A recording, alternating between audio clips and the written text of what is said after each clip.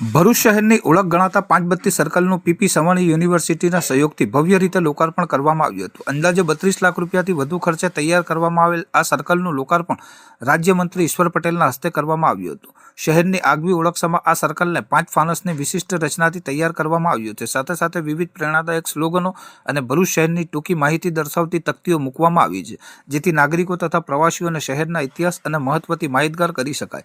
ઇતિહાસની વાત કરીએ તો અંગ્રેજોના સમયમાં વેપાર ક્ષેત્રે આગવી ઓળખ ધરાવતા ભરૂચ શહેરના મધ્યમાં વર્ષો પહેલાં લાઇટની સગવડ ન હોવાથી અહીં 5 ફાનસ લગાવવામાં આવ્યા હતા। એ સમયથી આ સ્થળ પાંચબત્તી તરીકે ઓળખાયું અને સમય જતાં તેનું નામ પાંચબત્તી તરીકે પ્રસિદ્ધ થયું।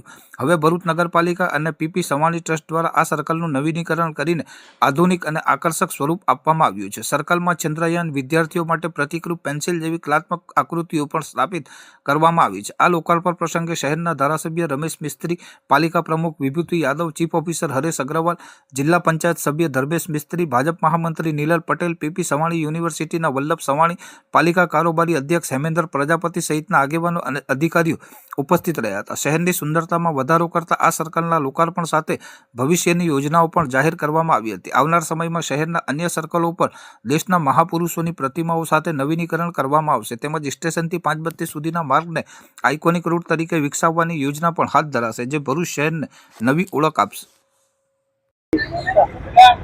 ભૃગુ ઋષિ પરથી સંસ્કૃત ભૃગુ કચ્છ કહેવાય છે અને આજે આ ભરૂચ અનેક યોદ્ધાઓ આ ભૂમિમાંથી પ્રાપ્ત થયા છે। પંડિત ઓમકારનાથજી, કનૈયાલાલ મુનશીજી જે સ્વતંત્ર ભારતના પ્રથમ શિક્ષણ મંત્રી તરીકે રહ્યા છે અને એઓએ એ વખતે વૃક્ષારોપણ માટેની જહેમત કરીને તમામ વિસ્તારની અંદર વૃક્ષોનું વાવેતર થાય એ માટે પણ પ્રેરણા એમણે આપી હતી। આજે અહીંયા પાંચબત્તી જે અંગ્રેજોના સમયની અંદર લાઇટ નહોતી ત્યારે 5 ફાનસ લગાડતા હતા, એના પરથી પાંચબત્તી નામ આપવામાં આવ્યું હતું। આજે અહીંયા આ સર્કલને નવીનીકરણ કરવા માટે અમારા પીપી સવાણી યુનિવર્સિટીના કરતાર તેવા રમેશભાઈ સવાણી અને એમની ટીમે 32 લાખના ખર્ચે અહીંયા સરસ મજાનું જે ભરૂચની જૂની ઓળખ છે પાંચબત્તી એ રીતનું અહીંયા આજે સર્કલ બનાવીને આજે લોકો બધું ત્યારે આ ભરૂચની પ્રજામાં એક બ્યુટિફિકેશનના પર વધારો થઈ રહ્યો છે, ત્યારે આવી રીતે ભરૂચના પર અનેક સર્કલો જે નવીનીકરણ થઈ રહ્યા છે। આવનાર દિવસોમાં સચનાથ સર્કલ પણ, બંબાખાના, સોનેરી મહેલ આ બધા નવીનીકરણ થઈ રહ્યા ત્યારે ભરૂચની શોભામાં અતિ વધારો થવાનો છે।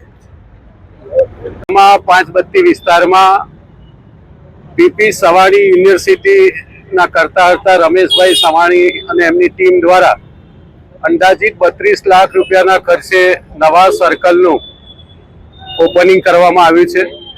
સ્પેસ રોકેટ સહિત ભરૂચની જે પાંચબત્તીની ઓળખ છે કે જ્યારે દેશ પરતંત્ર હતો, અંગ્રેજોના સમયે પાંચબત્તી વ્યવહારિક સેન્ટર હતું, એવા સમયે 5 ફાનસ લગાવવામાં આવ્યા હતા। આ ઓળખને પણ યથાવત રાખીને નવા સર્કલમાં અનેક પ્રકારના મેસેજીસ સાથે ભરૂચના મધ્યમાં આ સર્કલનું ઇનોગ્રેશન થયું છે। સવાણી ગ્રુપના પ્રતિનિધિઓની પણ ઉપસ્થિતિ છે।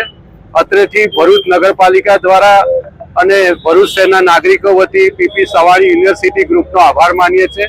આ પ્રકારે શક્તિનાથ સર્કલનું નવું રિનોવેશન થઈ રહ્યું છે। સોનેરી મહેલ ખાતે પણ જે સરદાર વલ્લભભાઈ પટેલની પ્રતિમા સાથેનું સર્કલ છે એ પણ નવું બનાવવાનું આગામી સમયમાં આયોજન છે। વેજલપુર બંબાખાને પણ નવું સર્કલ બનાવવાનું આયોજન થઈ ચૂક્યું છે। આની સાથે સાથે દેશના મહાપુરુષો એમની પ્રતિમા લગાવવાનું પણ લગભગ તમામ સર્કલો ઉપર આયોજન થઈ ચૂક્યું છે। આજે આ સર્કલના લોકાર્પણથી ભરૂચની સુંદરતામાં વધારો થશે। આવનારા દિવસોમાં ભરૂચનો સ્ટેશન રોડ છે એ રાજ્યના મુખ્યમંત્રીએ આઇકોનિક રોડ તરીકે જાહેર કર્યો છે, એનું કામ પણ આગામી 15-20 દિવસમાં શરૂ થવા જઈ રહ્યો છે। સાથે સાથે ભરૂચની જે ઓળખ છે પંડિત ઓમકારનાથ ઠાકુર હોલ, એના માટે પણ રાજ્ય સરકારે 10 કરોડ રૂપિયા આપ્યા છે, એનું કામ પણ આગામી 15 દિવસમાં શરૂ કરવાનું આયોજન છે। Thank you.